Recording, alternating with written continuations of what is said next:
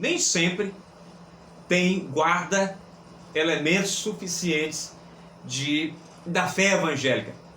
Então, atente para isso, nem tudo que se chama de arminianismo é arminianismo naquele sentido clássico, naquele sentido em que John Wesley apresentou, ou tratou, escreveu sobre essa teologia. Há muita coisa por aí que, na verdade, não passa de um semi-pelagianismo. E há casos também em que chega mesmo a ser um pelagianismo, em que não há pecado, em que o homem é bom, em que ele é capaz, em que ele pode salvar-se a si mesmo, em que ele tem condições, em que o esforço dele é o que conta, na verdade. É aquela ideia do sinergismo, em contraposição ao monergismo. Sim, palavrinha grega, sin, que quer dizer, que é traduzido por com ou junto. Então, a salvação, no sentido sinergístico, é a salvação em que Deus e o homem cooperam, trabalham juntos.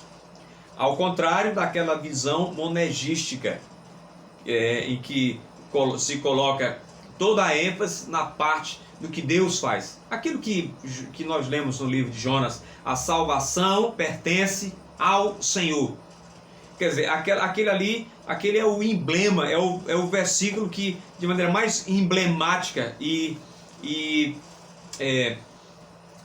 modelar, aponta para o fato de que é Deus quem salva. Spurgeon, aquele grande teólogo batista, conhecido como príncipe dos pregadores, disse o seguinte: só a livre graça do começo ao fim me salvou a alma e susterá a mim.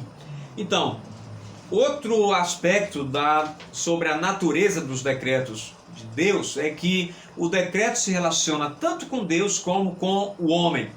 Ouça aqui o que Berkhof fala sobre esse ponto. Ele diz: o decreto se refere principalmente às obras de Deus. Limita-se, porém, às opera ad extra de Deus, ou a seus atos transitivos, e não pertence ao ser essencial de Deus, nem às atividades imanentes dentro do ser divino que resultam nas distinções trinitárias. Berkhof é um erudito.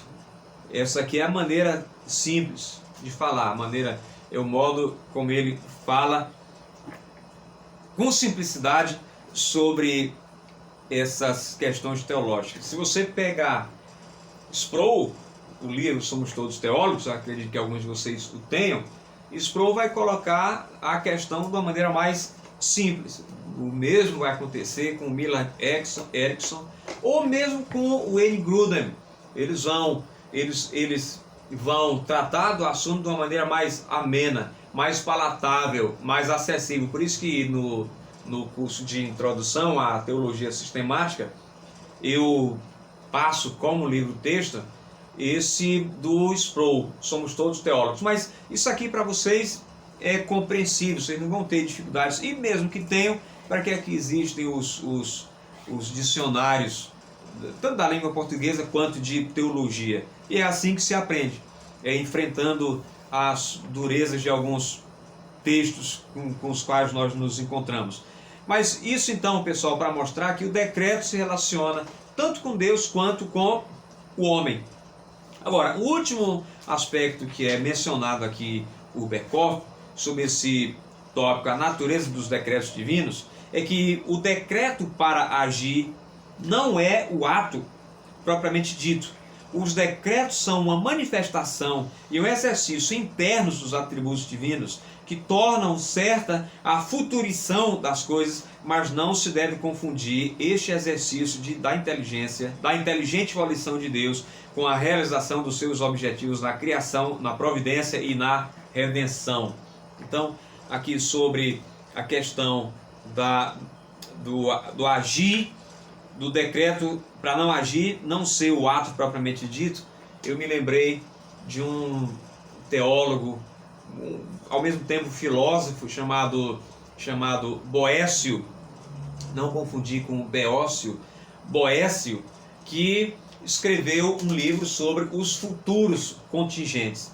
Esse pensador, esse filósofo, foi alguém que, para assim dizer, estava com um pé na patrística e o outro na escolástica. E veja que ele estava pensando sobre esse assunto. Esse é um assunto de que se ocuparam muitas das grandes mentes. E a gente que tem, nós que somos mais modestos, nós lemos que a gente precisa saber e a gente se beneficia deles. E a gente entende que, embora se eles que tinham grandes mentes não alcançaram todas as coisas, não podiam perscrutar esses mistérios, imagine o que se pode dizer de nós mesmos. Mas o fato é que a gente tem dados na Bíblia que são suficientes se não para entender, para ver que esse é um ensino bíblico. Que gera reações, eu sei, mas que é um ensino bíblico. Como a gente vai lidar com isso? Se a Bíblia claramente trata sobre essas questões. Perguntaram certa vez a John MacArthur o que ele achava sobre, não me lembro se foi sobre a predestinação. Ele disse, bom, eu não sei, há muitas coisas que a gente não sabe. Por exemplo, você sabe como é que funciona a sua vida espiritual? Você sabe como se deu a sua conversão? Você sabe a mecânica, o modo como... Há um monte de coisas que a gente não sabe. Agora, a gente sabe aquilo que... o que a gente sabe, ou aquilo que Deus permite que nós saibamos, é suficiente para a nossa edificação, para a nossa santificação, para o nosso serviço, para a nossa vida cristã. Então, guardemos isso. O próprio Calvino não estava muito interessado em responder, em ter respostas para tudo. Não, porque há coisas em relação às quais a Bíblia é silente. Em relação a isso, o que é que a gente deve fazer? Deixar que Deus seja Deus e nós mesmos nos recolher à nossa condição de servos, nos resignar à vontade dele. Bom, pessoal, deixa eu ver se a gente ainda tem tempo. Eu não queria que o vídeo fosse muito longo, a gente grava outro daqui a pouco. Mas então, me deixem tratar rapidamente sobre as características do decreto divino. Então, observem aqui. Primeira característica é que o decreto divino tem o seu fundamento na sabedoria divina. Não é nada que Deus não decretou nada a esmo ou de maneira abrupta. Não, enfim, associado à ideia de decreto há o termo conselho. Essa palavra conselho é exatamente um dos termos com os quais é designado o decreto. O que é que esse termo sugere, senão uma cuidadosa consulta e deliberação. Deus não é arbitrário, Deus não é inconsistente. Tudo que Deus faz com uma razão, Deus faz com um propósito. Outro termo é que o decreto é eterno.